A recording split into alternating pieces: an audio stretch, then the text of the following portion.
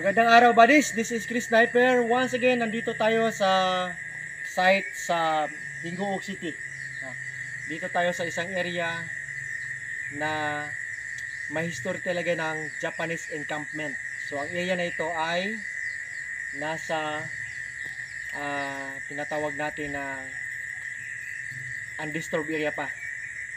Medyo forest pa siya. Sa Bisaya pa ba, lasang, no? Kung titingnan nyo ang paligid yan. Okay. Then kasama natin ngayon ang mga katropa natin dito.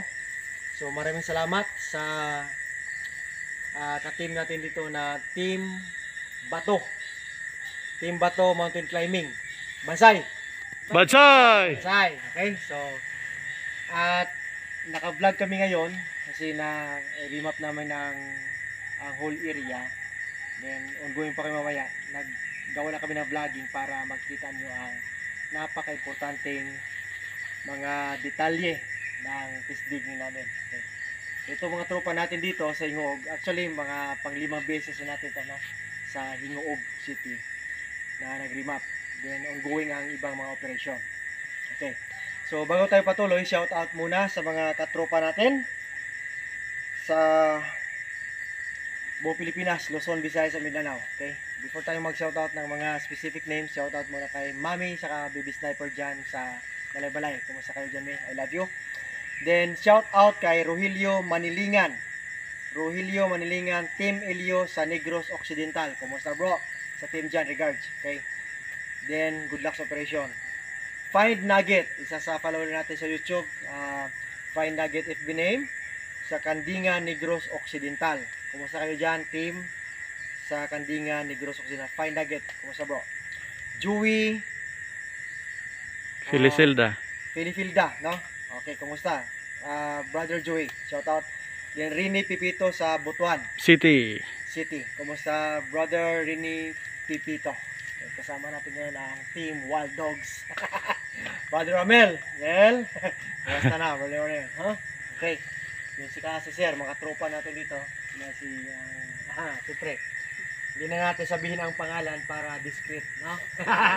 Kasi nasa may company, okay? Kasi kuya bro, sama ni si Paridudes, driver natin, saka ka-team natin Black Tiger, Black Phantom the Mix. Okay, so ito ngayon buddies, papakita natin itong area na ito is very rich in history kasi may Japanese encampment nga, no? Ito si Kuya. Alam na alam niya. Anak siya ng tatay niya. Ang tatay niya. Tawa muna tayo konti. Ang tatay niya ay alam na alam ang history ng lugar dito. Dito lang banda sa left side namin, diyan ang Japanese encampment. Diyan ang river, diyan may creek. Diyan nagkampo mahapon dati during World War II. But before World War II, no? 1940s dito na.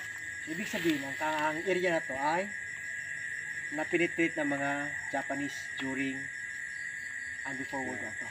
Okay? So, siya nakakaalam.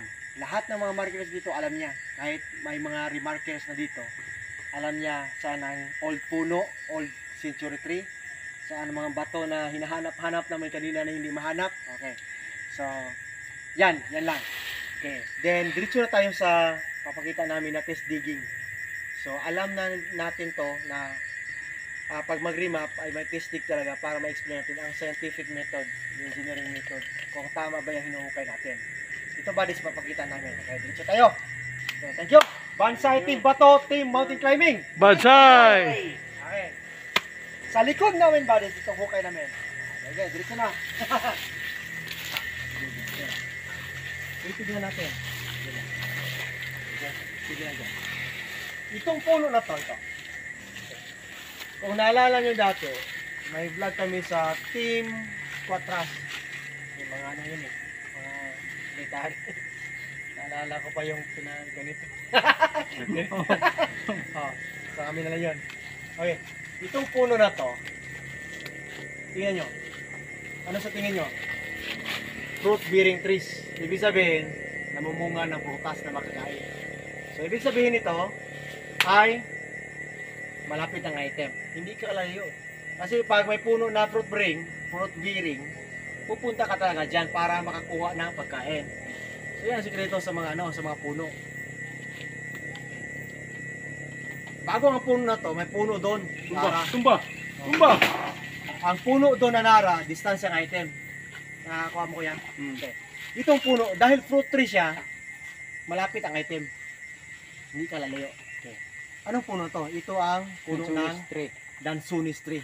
Ang Lansunis na to, kung titingnan nyo, yan o. Malit lang ha. Okay. Pero old tree na to. Dahil alam ni Kuya na ang puno na to, dahil sila dito, din ang tatay na, dahil anak siya ng tatay niya eh. Nandito na to. So, ibig sabihin talagang old puno na ito ng Lansunis. So ngayon kung titingnan natin, ganyan talaga siya. Okay. Ulitin ko. Ito, may example kami. Sa Hinguog pa rin, Hinguog City, may old century tree na Lansunis. Nakuhaan ng 7 bars in front code 3. Ibig sabihin, ang Lansunis, sa harap ng araw, saan sisikat ang araw, dyan nakuha ang item, 3 feet lang galing doon sa puno. Doon nakuha, dito pa rin sa Hinguog. Okay. Ilang bars? 7 bars. Ilang feet? 5 feet lang yun. Okay. Alam ng Team Wild Dogs yan eh. Okay. Dito siya. Kaya ngayon, kung titingnan natin ang puno na to, same. Mas maliit pa ngayon eh. Okay.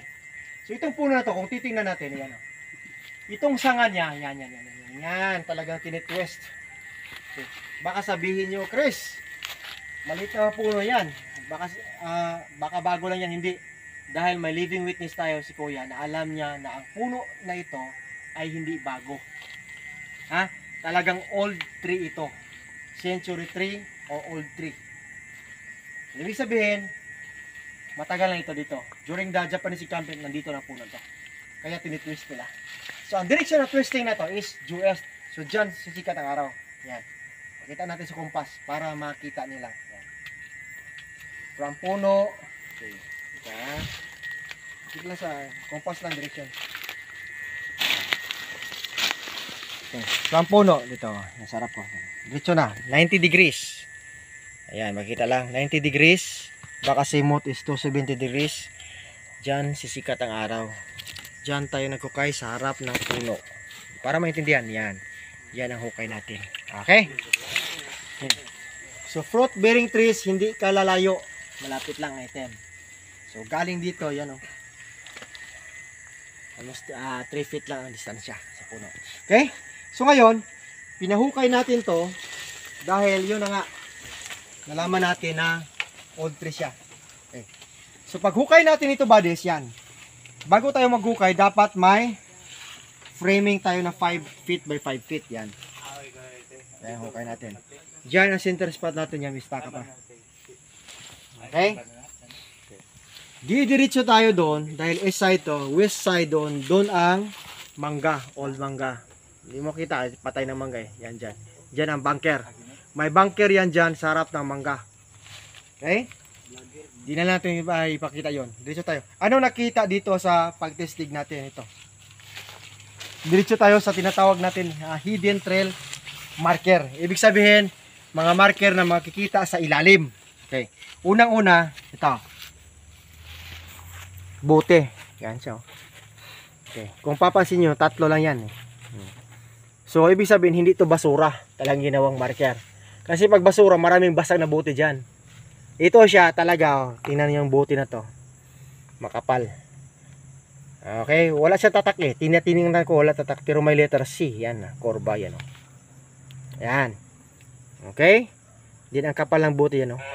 Old. Okay, kung titingnan mo, hindi perfect ang pagkagawa ng linya. Yan. Oh, yan oh. Hindi perfect, di ba? Okay, ibig sabihin mahina pa ang mekanismo nila dati. Okay, old na buti kasi makapal oh. Yan. Almost 1 foot nakuha ito. Yan, may kasama pa sa bila. Saka ito. Yan o. Okay. Saan ang ibang piraso nito? Wala, di ba? Yan na siya. Talagang ginagawang marker. Yan, 3. Okay. Second HTM or hidden trail marker ito. Nag-isang bato na almost oblong na may sukat na Bitrosan. Nako to 1 foot buddies. Okay. 3 inches standard. Yan oh. 3. Yan oh, 3 oh. 3 inches siya. Okay, oblong. Okay. Pag dito ka sa kabila, 2 inches yan. Yan. Okay. So, tingnan nyo. Talaga oblong. Okay. Yan na. Bote. Oblong stone. May dat malit. Code 5. Ito tinatawag na ito. Code 5. Letter V. Yan yung cutting na letter V. Yan. Ayan siya. Okay. Letter V talaga, no? Okay. Yan. Flat stone. Okay. Broken stone. Yan. Carbonated. May carbon na yan. Saka mga red tisa. Ayan. Buo. Okay. Ito mamaya na yan. Sa ibang dig site yan eh. Okay. So yan ang nakuha natin dito sa hukay natin na almost 3 feet na. So ibig sabihin ng HTM na to ay talagang backfilled nilagay dyan. So ngayon, ito pa ang special art of the Japanese. Ito yung tinatawag natin na mud ball. Yan siya. Yan. Pag maka-encounter ka nito buddies, yan. Din matamaan mo to ng bara, talagang basag to dahil ano lang to eh, clay lang to siya eh. Yan. Pero may dot yan oh. Yan, kasya yung isang daliri yan. Ang lupa yan, pero pinatigas yan oh. Circular yan. Ilang beses ako nakita nito sa Mindanao eh. Swerte hindi na basag. Swerte at hindi nabasag. So good luck sa Team Bato. Team Mountain Climbing. Okay? Yan, no? Hindi nabasag to. Pambira to, di ba? Diyan sa gitna ng design natin. Ngayon, ano po sabihin nyo? Talagang ginawang marker. Ha? Oh. Kung pagtabi-tabihin mo yan, yan.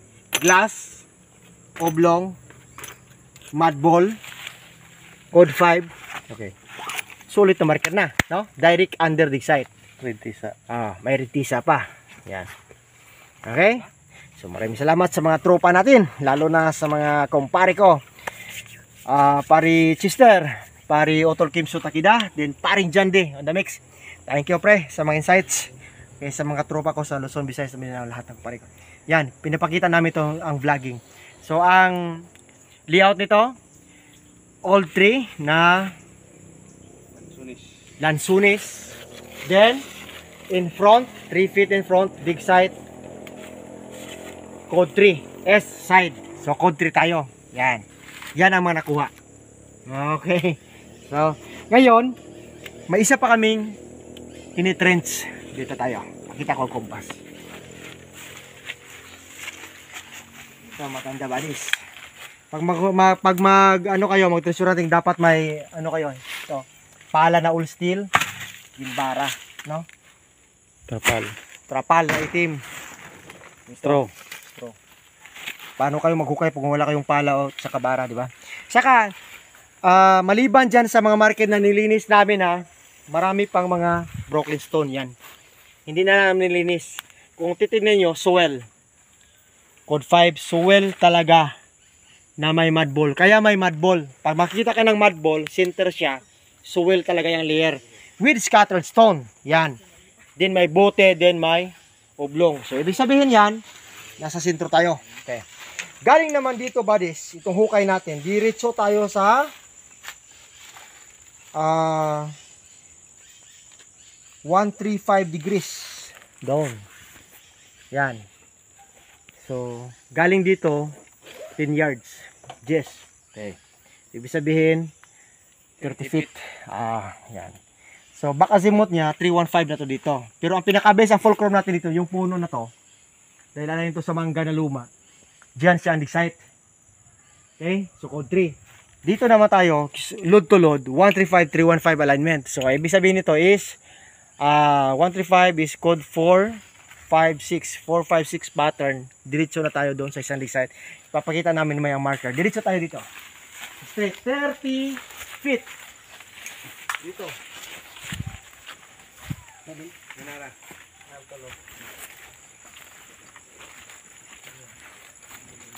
Anong makikita mo sa 30 feet? Yan o. Charang dalawang bato. Yan. Mga yan. Isa, dalawa. Okay? Na may sukat na 5. Dali ko sukat ya. Sukat, sukat. 5. Dire. Okay. Ilak ang 5 niya sa center. Okay, 5. Sentro-sentro ng bato. Ano yung 5? Ilak ang sa center, 5. Yan. Okay. 5 siya, no? Okay. Bakit dalawang bato lang? Kasi missing ang isa. Ito yung tinatawag natin na missing coordinate. Andyan sa ilalim ang isang bato nito. Itong tinatawag natin na tri-stone dapat. Pero missing ang isa. Ito yung tatamaan ng 135 degrees. So galing dyan, sukat na naman tayo ng 5. Ilak ng 5 dyan. 5. Sama tumpay na. Meron. Yan o. Balik tayo ito. Okay. Sa kabila naman dapat 5 doon. Sa dulo. 5. Sa dulo ng bato. Dulo. Likod ng bato. Likod. Ayan. Yan ang 5. Yan. Dito. Pakita mo. Dito ang trenching natin ha. Hindi namin pinilikan. Diretso na tayo. Yan. Okay. Ito siya. Medyo old niyog na. Pero may remarking. Pakita lang namin. Isa, dalawa, tatlo. Ito sa baliktad. In front. Tad yan. Baka kasi pa rin dyan di. Pakita mo tumira nito ha. Actually marami remarking dito. Kitang kita yan. Okay. So in front ito. Yan makita mong bato na. Winter. Kita nyo yan. Ang shape niya no. V-cut yan. Araw. Pointing to deposit. Babangga ka sa niyog na may remarking. Yan. Ayan, may resign. Ayan. Okay. Alayin naman siya dito sa isang bato. Pag titignan mo itong bato nito, sloping. Ayan, like that. Ito. Titira sa dyan. Dyan ang counter niya. So, isa, dalawa, dito ang pangatlo. Dito ang dig site natin. Okay? So, ang dig site natin ito, kunti lang tinitrench natin. Pero may nakuha tayong remarkable marker. Anong marker natin ito? 1 foot bodies. May nakuha tayong ceramics. Yan. Yan. Ceramics na code 5. Ang disturb area pa ito, walang nakagalon ito yan. Yan. Hindi ito basura. Kasi kung basura, marami ito. Nag-isa sa 1 foot under. Yan o. Letter V ang cutting. Yan. Ito yan. Puti. Then may kasama siyang red tisa. Nabasag na to. Pula talaga yan. Yan. Yan. So, sinasabi natin na center spot. Dito. Puti. Saka pula. Yan. Parang flag po lang na hapon. Okay? Ceramics talaga to. Yan. Diyan to. Sa dig site. So yan balis ha. Triangulation with missing coordinate. Direct dig site ito. Okay? Then titingnan natin ang terrain dyan. Sarap namin. Yan. Creek na yan. So sloping itong position. From this point naman, doon sa, dito tayo sa, ito. Bakit naka-elemental marker ito? Yan. Kung titingnan niyo to, is fire element. Yan. So, ibig sabihin ito, south doon, norte dito. So, reference to para sa biglod doon. Mayroon dyang Nara tree na malaki sa south. Then, may biglod sa code tree niya sa east. Yung tinira na yon. Hindi na namin pakita kasi medyo malayo na. Almost 100 meters kasi from dito. Okay? Dito na naman, pag titingnan natin to, itong item na. Mag alas 10 tayo. Diyan, alas 10. Diyan ang bunker. Diyan. Yan. Yan ang bunker. Sa harap ng mangga na luma. Okay, kung titingnan natin dito, yan. Okay. Yan. Titira ka doon sa bunker. 270. May bunker dyan. Pero from mangga, alignment naman in front. May remarker din nun. Pag mag alas 2 naman tayo, may drum type deposit dyan. Hindi na tayo dipakita. Medyo, may distansya, may 50 meters yan. Dyan. Doon. Okay? So, importante buddies, itong naka-align na to, yan, kung titingnan natin ha, alignment niya. 135, 315. So, 135, 315 natin ito. Load to load na. Yung may ano, tinatawag natin na, okay. Diretso, yan. Yang may lansunis. Okay, na naka-code 3 ang deposit. From galing dito. Na may sukat na 30 feet. 30 feet lang yan. Okay. So, alignment na is 135, 315 degrees. So, ibig sabihin, back-to-back deposit ito siya. Okay. Pag dito, paghukay natin, may ceramics. Sabihin ko. Yan. Saka may retisa. Nabasag lang to eh. Close up, close up. Talaga ceramics yan. Ayan. Okay. Then, doon sa lansunis ay may tinatawag natin na bote na basag. Okay. Yun lang buddies. Hopefully naintindihan nyo. Maraming salamat sa mga subscribers natin sa YouTube channel. Maraming salamat sa mga pagpanonood nyo. Then sa hindi pa naka-subscribe, paki-subscribe lahat para masubaybayan nyo ang vlogging natin every week, no? Almost every week may vlogging kami. Then sa mga katropa natin, lalo na sa Mindanao lamang, ay andito si Black Phantom para mag-arrange, no? Kung gusto nyo mapunta yung site nyo, direct lamang kay Black Phantom kasi busy ako sa live ko. Doon lang kayo makig-coordinate kay Black Phantom. May number ako dyan sa Facebook saka sa YouTube channel. Doon sa kanya para ma-arrange, no? Kasi almost every week may mga schedule na kami. Okay. So Black Phantom, maraming salamat sa videographer for today. Okay, so ito si Black Phantom, ang trupa natin. Kasama ang Team Wild Dogs. Saka si Kuya. Saka si Ma'am sa team natin sa Team Bato. At Team Mountain Climbing. Okay, so maraming salamat. And hopefully maging successful ang operation dito. May natestig na kami. Saka may hukay na sila eh. Natsambahan nila ang big load. 42 feet, no? Okay. Okay ang marker lahat. Din itong pinatestig namin ngayon. Saka yung isa, dalawang test dig. So yun, makikita natin ang resulta. So maraming salamat. Team Bato, Team Wild Dogs, at Team Mountain Climbing. Okay? Sa lahat ng mga viewers, subscribers, at mga tropa natin from Luzon, Visayas, Mindanao, at sa buong mundo. Maraming salamat. Thank you for watching. Once again, this is Chris Sniper saying, eat, sleep, and explore. Then, Bansai! Bansai!